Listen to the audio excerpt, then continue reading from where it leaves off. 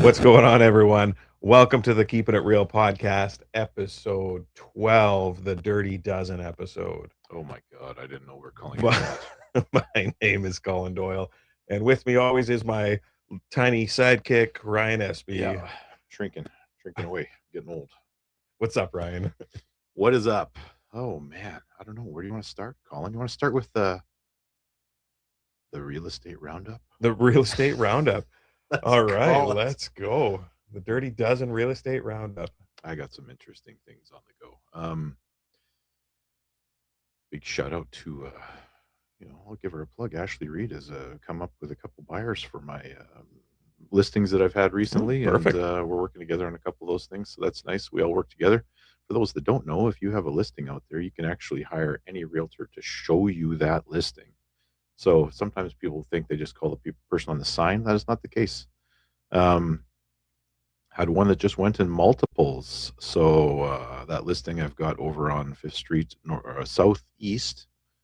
That you'll see the sign if you drive down there. It's a pretty busy street, but can't give you the details because it's still a conditional sale. Okay.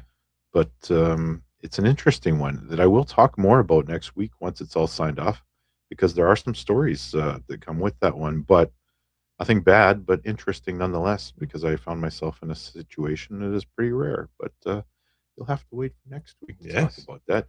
We're in the spring market, so you're seeing a ton of activity. There's way more things hitting the market now than we've seen for the winter. And I anticipate that will continue right through until we hit the summer months. Perfect. That listing didn't last long on Fifth. No, I will tell you this. Like, originally we put that up there, and I made a short video about this that actually gets posted today. But that listing originally was just put up as a normal listing, and it was just offers as presented.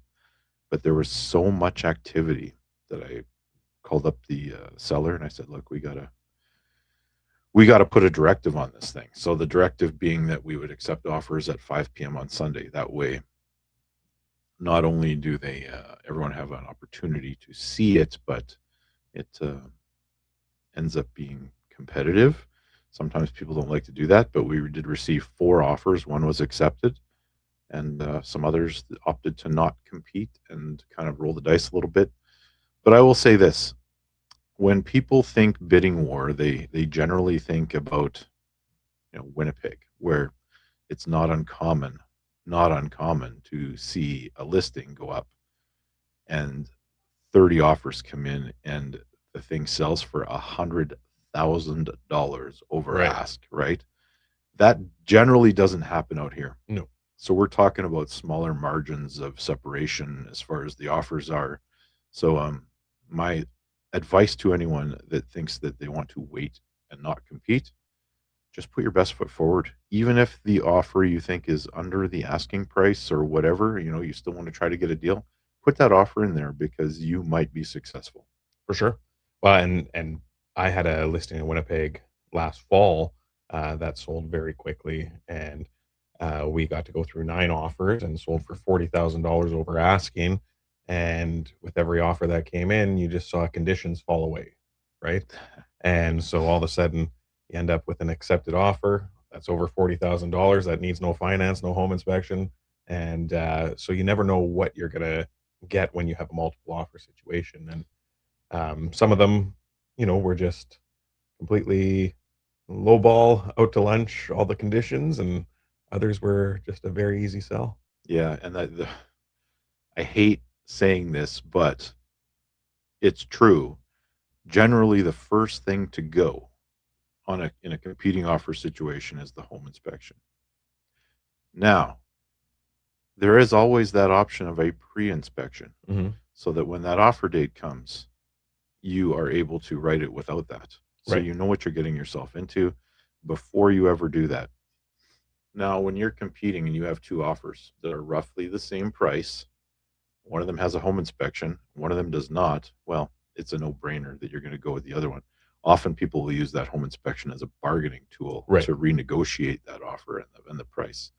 And then you're kind of, you're stuck a little bit, because once that offer date has come and gone, if you haven't made a deal, you kind of lose momentum a little bit. For sure. Yeah. Anyway, that's enough about real estate for now. All right.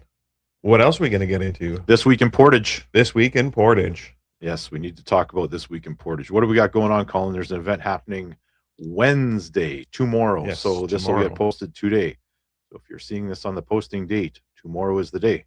Tomorrow, Stride Place Multipurpose Room, 5 p.m. to 7 p.m. is Public Safety Open House, and it is hosted by the local RCMP detachment and PCRC here in Portage. And everyone will have the opportunity to come and ask questions from our local law enforcement. We will have community safety officers on site at the open house, as well as members from the COPP group, Crime Stoppers, and the Portage Bear Clan. So if you're interested in volunteering, it's a good opportunity to come and talk to them, see what they do, see if it's the right fit for you as well. So I enjoy an open house like this because we often see a misconception when it comes to crime and law enforcement, right? We see on Facebook so and so committed a crime and the RCMP just let him walk. Well, this is your chance to come and learn what actually happens, what the process is, because I guarantee you it is never the RCMP who just unilaterally decide to let somebody walk. So, if you are one of those people who likes to post those things, I encourage you to come and have some conversations and to get some education on it, and know that every level of law enforcement here in the city of Portage is doing their job, and they're passionate about their job. And no level of law enforcement makes the decision to just let offenders walk. And what you're kind of beating around the bush on here is that we have an issue with the court system. Absolutely. Yeah, and that's been highlighted Yep, absolutely. numerous times. So come check it out Yeah. tomorrow, 5 p.m. to 7 p.m. at Stride Place Public Safety Open House. is there going to be refreshments? You put me on the spot there. I'm guessing there might be refreshments. Well, we're in Stride Place, so you can always wander down to the That's true. I will be to there, Champs and Square. I've been told many times that I'm refreshing. So, Oh, cringe-worthy moment of the day. wow. Yeah. Thanks, pal. Yeah. Okay. Well, the other thing that happened, we had a council meeting last night. So let's talk a little bit about Apollo Homes, but let's talk about conflict of interest first, because this is, Mm. this is something I talked about on the radio interviews this morning too. But I'm in a business relationship with the applicant that applied for the variances. Well, it was a conditional use first, which was carried in order to do what they want to do on the lot. And we're talking about the old Portage Hotel lot. So, Which has sat empty for decades now. it's been that long. It's Mhm. been it's been a while, and that lot has sold twice. And the current owner is the one that purchased it a few years back, and they received a variance on setbacks and parking allotments. They're looking to do a 6-story building that has ground floor commercial and residential above. So this is the next step forward. Hopefully, we see something going on there in the not so distant future. Yep. And the variance on parking, that was kind of a bit of a hot topic last night. And as you can see on YouTube, if you watched, or on Shaw Cable, but the concern was in Portage, we have a 1.5 parking spots to 1 unit ratio guideline that we go by. And the applicant was applying for a 1-to-1 ratio. And that particular area, the street's a little more narrow. So there was a lot of conversation on that, but ultimately it was carried. Yes, and there might be more conversation that happens around that. And of course, I left the room. I was sitting outside because of my conflict, so I wasn't part of the decision. But depending on what business decides they want to set up in the ground floor of that, there might be more conversations about parking happening in the future. Yeah. Yeah. Other than that, what else happened at council last night? There was the building reports from Preston, and I asked a question on the building reports, which is apparently the first question he's received in 8 years on council from reading those reports. And my question was about a $1.7 million permit on an RTM that was taken out. So my question was, how big is this house that's going to be traveling down the highway? But it was clarified by the planning district that it was actually an application for 3 houses. Wow. So the permit covers 3 different builds. Yeah, and those buildings are going up north. They are used as kind of a bunkhouse situation for people fighting fires, and then when they're done with that, they get turned over to the community to use. So this is not something staying in our community, but they are manufactured within our catchment area of the Portage Planning District. So that's Mm-hmm. why the permit was pulled from us. Perfect. Yeah. Otherwise, that question about that you asked, I'm not going to fact check 8 years to see if it was the first question. I don't remember another one. That's what Councillor Meyer told me, and Yeah. he's been doing it for just shy of 8 years in that chair, and he's never had a question during it. So, well, it's interesting because 3 council members that aren't Councillor Meyer sit on that on the planning district board. So our questions would have been answered in advance. right. Yeah. Yeah. Otherwise, we've got Councillor Massey going to continue his position with FCM, and we had the mayor nominated for, I believe it's the Municipal Excellence in Leadership Award at the FCM level, and I anticipate they'll both be successful. Yeah, coming up in June in Edmonton. Yeah. All right, let's talk about some fun stuff here, Colin. What are we doing? Meat and potatoes. What are we doing? Today is a what would you do dirty dozen edition. Good Lord. I'm just gonna keep dropping that. What would you do situation? So we have 3 scenarios, and we're gonna ask each other what would we do in these situations. So, Ryan, I'm gonna start by asking you the first question we have, and I'm coming in cold. I have not seen these scenarios. yes. So the question I have for you is, if you found $10,000, I'm going to tweak the question a little bit. If you found $10,000 and you knew who it belonged to, what would you do with it? That's a much easier question to answer than if I did not know, and I would like to think that the answer would be the same. And in different stages of my life, the answer might change. But right now, I would say I would seek out and return them money, because I try to put myself in the shoes of the person that lost that and how terrible that would feel. Absolutely. And, who knows? Sometimes the good deeds are rewarded and sometimes they're not, and you just have to move forward. But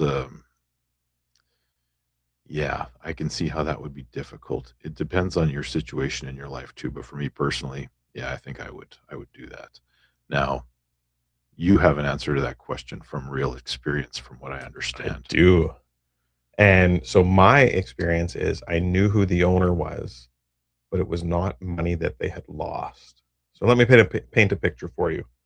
In the early 2000s, I worked for a flooring company in Winnipeg, and my brother and I, my brother also worked for the same company, we used to spend our evenings going into people's homes and ripping out their existing flooring so that the next morning it was ready for the new floor to be installed when the installers arrived. So we would go out, rip it out, dispose of it, etc. And we were in a situation where we were in somebody's house. The lady had recently passed away, and the family had hired this flooring company to do new flooring before the house went on the market. So my brother and I went into the house, and the very, very first corner of the carpet that I pulled up, I found about $300. I was like, holy shit.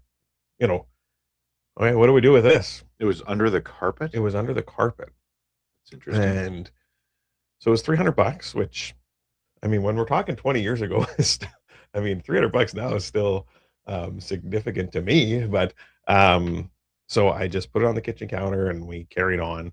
And it just seemed like every cut we made in that carpet, every corner we pulled up was more cash, traveler's checks, if you can remember what those were, and jewelry all underneath the carpet. So by the time we were done, we had just over $13,000 in cash. My God. We had, I don't even know how many thousands of dollars worth of jewelry, because I don't, still to this day, really know fine jewelry, what's real, what's fake. But lots of gold looking stuff and lots of diamond looking stuff. And then we had about $8,000 in traveler's checks. So in total, twenty to $30,000, I would say, is what we had found. Because And traveler's checks are like cash, right? Because they're paid for. they're paid Yeah. for. Yep, it's like a cashier's check, right? You Yeah. have to pay ahead of time.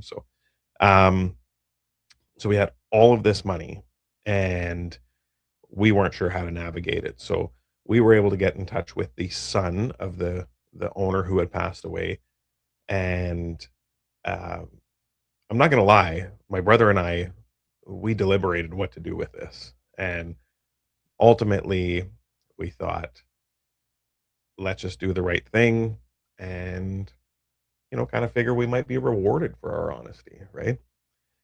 We called the son of the owner, and he just said, "Oh yeah, my mom did that all the time. Just leave it on the counter when you lock up." And so we left this 13,000 cash, all the jewelry, etc., on the kitchen counter, and we left for the night. And the next day, I had contacted the son just to make sure he got it all, and he said, "Yep, I stopped in there this morning, picked it all up. Thanks." And that's the last I ever heard from the guy. And so, even though it burned my ass in that moment, I, to this day, still feel like I made the right decision because I knew who it belonged to, but I knew it wasn't lost and probably would not be missed. But ultimately, we did the right thing. I applaud you for that. That would be tough because you know, that 13,000 could have easily been 10,000 and they would have been just as happy. For sure. You know? Well, believe me, we considered that. Yeah. And we knew just from given the condition of the house that this was not a staged um, setup, like looking to catch us in an act or anything like that. There was some very old bills and very dirty, dusty money. But what are you gonna do? What are you going to do? I feel like we got karma points that day. You certainly did. You certainly did. And oof, yeah, that's a tough one. A lot of people would have made a different decision in that. Yeah. Oh man. Well, we have taken over a few houses over the years, and you know, not really found anything of value. But we have made deals with the owners and say, hey, you can walk away from the house, and they have done that, and they've left, and whatever's in the house then becomes property of the new owner. Hmm. And we haven't necessarily found anything of tremendous value, but that is the risk you take. But however, if it was something significant, there would be definitely some thinking that had to go on. Yeah, Yeah, absolutely.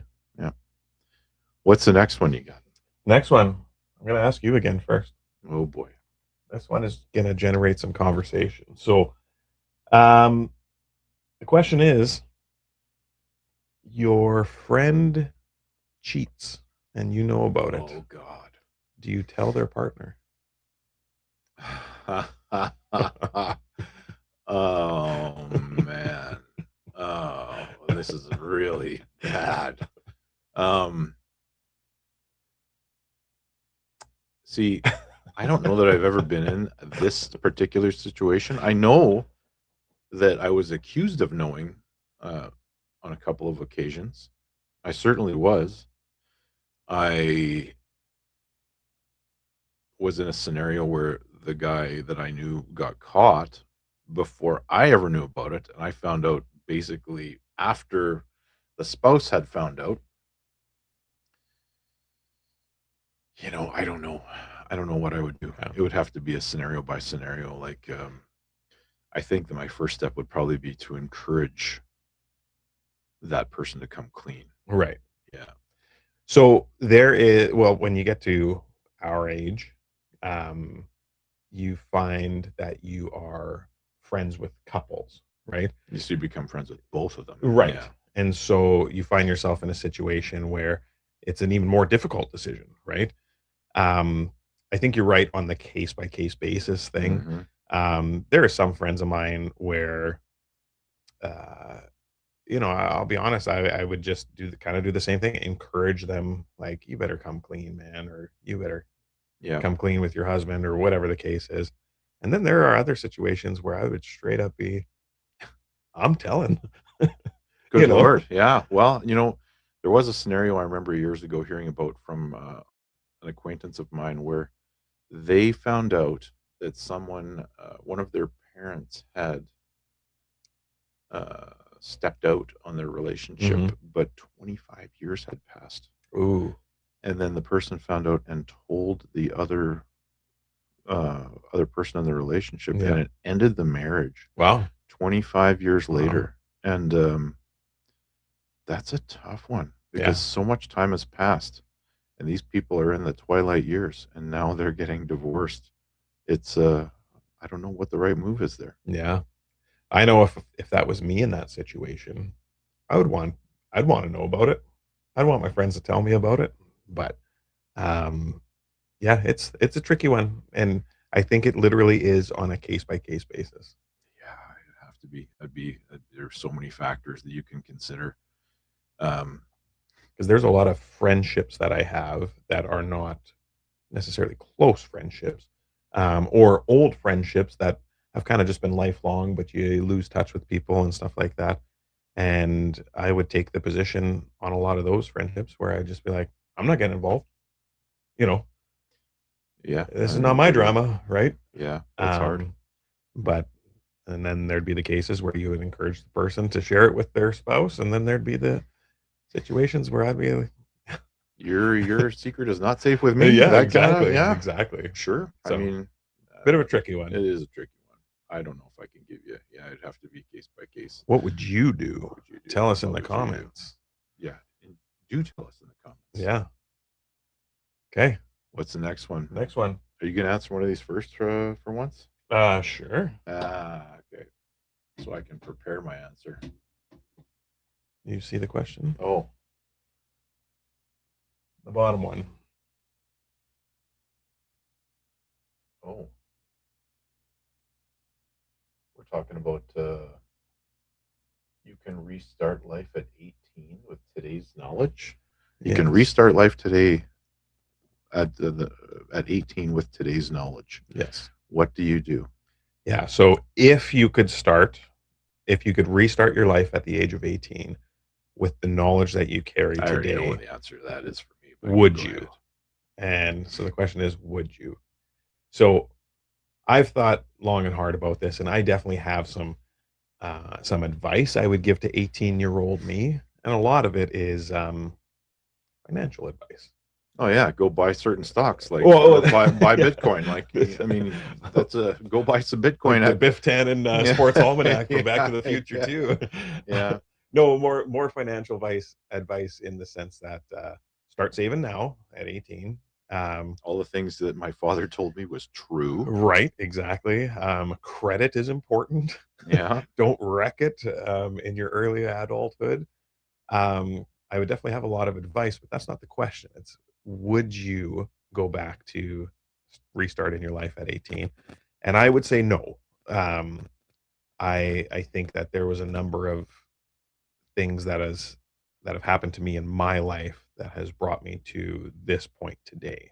And I'm not afraid to say it. I have a good life today. I have a great wife. I have a great family. I have great friends. I have various jobs and duties that I enjoy doing, each and every one of them. And I think that if I went back to the age of 18 with the knowledge I know now, I think you could try to direct your life in a direction to try to get it back to where you are right now. But like the butterfly effect, it would never happen, because when you change one thing, it changes the entire course of the future. So I would say no. Yeah, I would do the Tony Stark. Do you know what I mean by that? No, that's Iron Man, right? That is Iron Man. When he reversed the snap, he was very particular that everything went back to the way it was, except for his family. So for me, 18, non-starter, because then I would not have my children. Right. So I would not be able to do that, because even if I had different kids, they would not be the same. Right. And I love my girls. I would not be able to go back to that. I also would not be able to go back beyond the start of my relationship with my wife.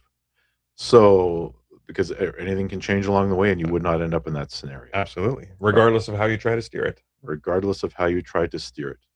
If I could go back 5 years, yeah, maybe, Yeah.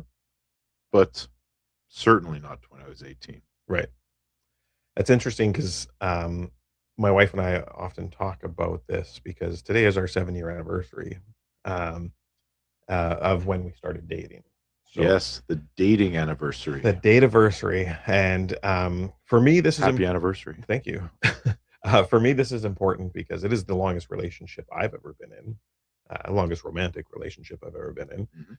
Um, and we often talk about the fact that um, w- so we grew up next door to each other, and we have known each other through most of our lives. Never spent a lot of time together when we were young, but always knew each other, right? And when I met my wife 7 years ago, or when I ran into my wife 7 years ago, a matter of seconds could have changed the trajectory of my life. Meaning that I pulled into the parking lot when I was going grocery shopping. I pulled in just as she was getting into her car. I had not seen her in 20 years. And when I pulled in, got out of the car, I had the opportunity to say hi. Hey, how you doing? Haven't seen you in forever. And that is what kickstarted our relationship. From Next there, next thing you know, you're at McDonald's having dinner. that's right. Romantic. um, now, had I hit an extra stoplight on the way there, it would have never happened. Had I hit one less stoplight, it probably would have never happened. So, to think that you can go back to the age of 18 and try to get your same life, it would just Mhm. never happen. No, no. Even going back and saying, "Hey, like, hey, 18-year-old me, go invest in this." Well, that would have changed everything. It would And have, yeah, yeah, it would have. There's things in life that are more important than wealth. for sure. Yeah, I just, you're right about when you said all the things my dad told me are true. They are true. And so, any of you yeah. kids out there listening, it is important to listen to your parents when it comes to something like financial advice because one thing that my dad did tell me that I did do from the age of 18 was open an RSP. And so I started off at 18 years old, $25 a week feeding into this RSP. I'll be 43 years old this year. And um, if I was to start doing that today, my retirement in my twilight years would look very, very different. So, You would not have one. yeah, exactly. It's interesting, yeah, because that's exactly what my father told me. He said, "If you just put a little bit of money away in this RSP, and by the time you retire, you'll have $1 million." And you know what? It's so far off, and you see that money sitting there, and you think I can spend that. And I did, but one of the things I do for my kids, and Jordan, if you're watching this, shut it off now. But when they turn 18, I open up a TFSA for them and Oh, put yeah, $1,000 in it. Hopefully, they leave that there. for sure. But um, No, absolutely. Well, and the other thing is credit because you brought it up earlier in the show when we were talking about the city stuff. But I remember when I turned 18, I got my first credit card, and it had a $500 limit on it. And the day I got it, I went to Sociables, which is in the old Portage Hotel. oh, this is we're going in a roundabout way. See all the I tie-ins we have. I bought everybody drinks that night, um, to the point where my $500 limit credit card was just over 600 because nothing was digital. They had the old slidey machine for the Oh credit yeah, card. dangerous. And left the bar that night, woke up the next morning, threw that credit card in some drawer and forgot about it. Not forgot about it, intentionally just ignored it. And that $500 came Oh, back later in life to really kick me in the ass. Um, I did not owe a lot of debt, but that $500 haunted me until about the age of 38, 39 years old, which was so stupid. ooh, yeah, yeah. Well, I can just say that I'm very fortunate that Columbia House did not report to BMG music. the credit bureaus. Yeah. Because I got a lot of free CDs, actually cassettes first. Yeah. Yeah. My goodness. That's funny. But I credit Columbia House and BMG to expanding my horizons and my musical taste, because there's bands I listen to still to this day that I had never heard of until Columbia House sent me a CD that technically I was supposed to pay for, never did. And you just get one. They would yeah, pick one for you. and now they're one of my, a lot of these bands are my favorite bands that I still listen to this day. So yeah, that's interesting. And all those things that back then, like, my goodness. I used to get the remember the America Online floppy disk? They would just send you in the mail, and I would just flick the little switch so I could just use it for other stuff. There's no cost to that. Yeah. I mean, that's what happened. All my storage had an AOL logo on it. That's right. That's funny. Yeah. AOL. Well, buddy, what else we want to go down the path of today? What else you got there? That's all I got for today. Moral conundrums, man. Yep. What can I say? Well, it's good. They generate some good conversation, and I think we've all found ourselves, with the exception of maybe the $10,000 one, we've all found ourselves in these situations where we've kind of questioned, what if, what if I did this differently when I was younger? What would my life look like? Or what if I found out that my friend was cheating on their spouse? And maybe we found ourselves in those situations before, and maybe we look back at them now and think, I probably should have handled that differently. But yeah. Went back in the sociables days when I was working there. One of the first things we would do at the end of the night is we'd go walk in front of, when the lights all came up and everyone was gone, all the security staff would just take a little walk over by the bar and see how much money was sitting on the floor. Oh yeah, you'd find $100 bills sitting there. And yeah, I mean, how do you decipher who that belongs to? Right. So you just kind of split it, grab it, and away you go. Yeah. But that's small potatoes compared to finding $13,000 under a carpet, where you know exactly who that belonged to.